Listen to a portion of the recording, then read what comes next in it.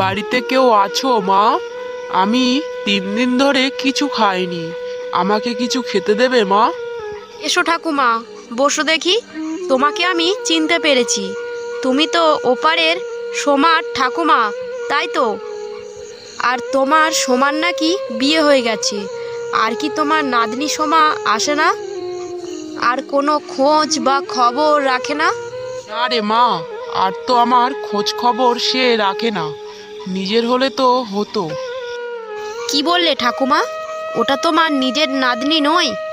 আমরা যে জেনে আসছি ওটা যে তোমার নাতনি নিজের। না রে মা, সোমা আমার নিজের নাতনি নই, কারণ আমি যেই হসপিটালে কাজ করছিলাম সেই হসপিটালে ওকে কে যেন ফেলে রেখে গিয়েছিল, আর সেই সময় আমি কি করব বুঝতে না পেরে সময় আমি ওই সোমাকে নিজের কাছে রেখে দিই। আর এখন ও আমার চেনে না, হয়তো সে স্বামীর ঘরে অনেক সুখেই আছে, সেই জন্য আমার কথা তার মনে নেই। এই নাও ঠাকুমা, খাবারটা তুমি খেয়ে নাও, আর দুঃখ করতে হবে না।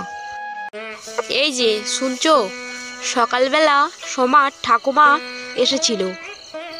সোমার ঠাকুমা মানে ওই মোড়লপাড়ায় যে বুড়িমাটা থাকে? ও আচ্ছা। আর তুমি জানো, আমার বাবা মারা যাওয়ার পর উনিই তো আমাদের সংসারটাকে টিকিয়ে রেখেছিলেন। চাল ডাল এবং তরি তরকারি যাবতীয় উনি একসময় সব কিছু দিয়ে আমাদের পাশে ছিলেন। উনি হয়তো আমাদের পাশে না থাকলে হয়তো এই সংসারটাই ভেসে যেত। তা সোমার ঠাকুমা এসেছিল, কি বলছিল? উনি কেমন আছে? ওনার নাতনি নাকি বিয়ে হয়ে গেছে, তারা কি আসে বা কোনো খোঁজখবর রেখেছে কি? জিজ্ঞাসা করনি তুমি? হ্যাঁ, ঠাকুমা বলছিল সোমা নাকি নিজের নাতনি না, ওই জন্য ঠাকুমার কোনো খোঁজ খবর সে রাখে না। যাই হোক, তা উনি কিসের জন্য এসেছিল? উনি নাকি অনেক দিন ভাত খায়নি, তাই আমার কাছে ভাত চাইছিল, তাই আমি ভাত দিয়েছি। ঠাকুমা ভাত খেয়ে চলে গেছে। শুধু ভাত খেয়ে পাঠিয়ে দিলে বুড়িমাটার? কিছু চাল ডাল ও কিছু সবজি দিতে পারতে, যাতে উনি বাড়িতে রান্না করে খেতে পারতো। হ্যাঁ, তুমি ঠিক বলেছ, এই কথাটা আমার তো মাথাতেই আসেনি। আচ্ছা, আমরা নয় ঠাকুমাকে কিছু চাল বা ডাল, কিছু সবজিও দিয়ে দিলাম। ঠাকুমা রোজ রোজ হাত মুখ পুড়িয়ে না খাওয়ার থেকে প্রত্যেক দিন দুপুরবেলা করে আমাদের বাড়ির থেকে খেয়ে গেলে হয় না? কথাটা তুমি মন্দ বলনি। তার চেয়ে এক কাজ করলে হয় না?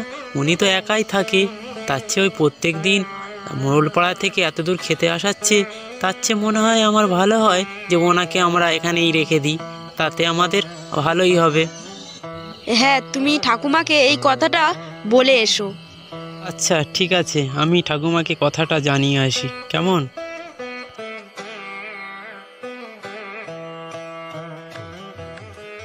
আকাশের তারা মিটি মিটি চায়, আকাশের চাঁদ দিনে দিনে বড় ছোট হয়। প্রভু তোমারই দয়ায়, প্রভু তোমারই দয়ায় সব। ঠাকুমা, ও ঠাকুমা, কোথায় গেলে? চলো, তোমাকে আমি নিয়ে যেতে এসছি। তোমাকে আর একা একা থাকতে হবে না, এরপর থেকে তুমি আমার বাড়িতেই থাকবে, আর ওখানেই খাওয়া দাওয়া করবে, আর ওখানেই থাকবে। আজ আমি যাকে আপন ভেবেছিলাম, নিজের ভেবেছিলাম, সে এখন হলো পর, আর পর হলো আপন। এ কি বিধাতার খেলা! এটা ভগবানের ইচ্ছা। আজ ভগবানের ইচ্ছা ছিল বলেই তো তোমাকে আমি সাহায্য করার সুযোগটা পেয়েছি, বলো? হ্যাঁ বাবা, আমি তো যাবই তোর সাথে, কারণ তোরা ছাড়া তো আর আমার কেউ নেই। আর আমি যে কটা দিন বাঁচবো, আর আমি সে কটা দিন তোদের সাথেই থাকতে চাই রে।